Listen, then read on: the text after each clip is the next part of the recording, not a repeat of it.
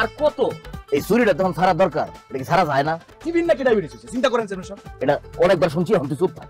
অক্ষরে ঠিক কথা কইছিস। এই 24 ক্যারেট সুইটার অত কথা কি রে? কান্ডার একটু জ্বালা খারাপ। এত বড় গলায় কথা কইেন না, আপনি চুরি করছেন এবং সব সাক্ষী প্রমাণ আমার কাছে আছে। আমি একটা কথা কয়া তোমার কইছি না, চেয়ারম্যান কইছি। আচ্ছা কও, কি কইবি কও। তুমি কে? আমি চোর।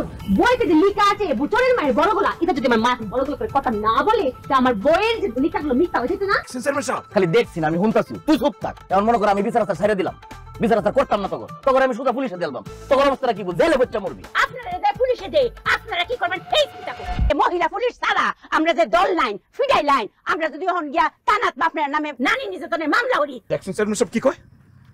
দেখছি না, শুনতাছি তো। আপনারা কি চোর নাকি উকিল?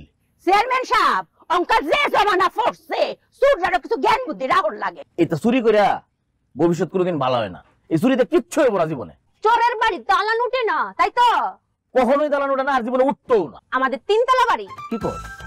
কোন সময় তিনতলা করলি? চোখেই তো বললো না। আমরা রাতের বেলা চোরের মতো রাজমিস্ত্রি এনে চুরি করে রাতের বেলা দালান তুলে ফেলেছি, কেউ দেখছে না। তিনতলা দালানে 8টা কুঠুরি আছে, 7টার মধ্যে এসি লাগাইছি। এই একটা বার এসি নাই কে খেলাম মা? এটার মধ্যে মেহমান টেমন থাকলে আয়।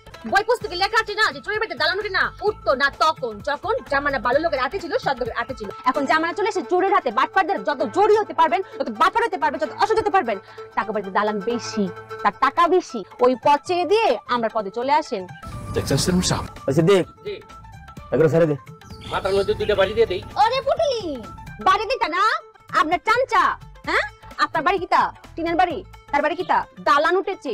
2 ছেলে লন্ডন পড়ে। কিভাবে বাটপারি চুরি? একটা মহিলা আসামি যদি অপরাধী হয়, তারে ধরতে হলে একটা মহিলা পুলিশ লাগে। আর আমরা তো তার গায়ে হাত দিলাম বিচারের নামে, এটা উচিত হয় নাই। এনে একটা মহিলা তো তার গায়ে হাত দেওয়া উচিত ছিল।